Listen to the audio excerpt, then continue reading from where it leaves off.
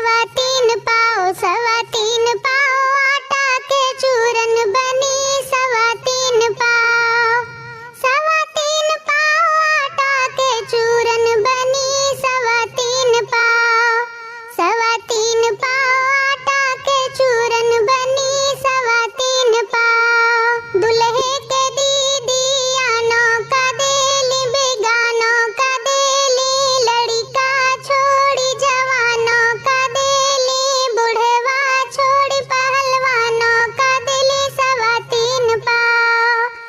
सवा तीन पाव आटा के चूरन बनी सवा तीन पाव। सवा तीन पाव आटा के चूरन बनी सवा तीन पाव। समधी के दीदी आनो का देली बेगानों का देली, लड़का छोड़ी जवानों का देली, बुढ़वा छोड़ी पहलवानों का देली सवा तीन पाव। सवा तीन पाव आटा के चूरन बनी सवा तीन पाव।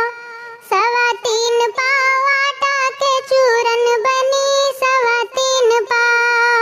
दुल्हे के बुआ आनो का देली बेगानों का देली, लड़का छोड़ी जवानों का देली, बुढ़वा छोड़ी पहलवानों का देली सवा तीन पाव। सवा तीन पाव आटा के चूरन बनी सवा तीन पाव।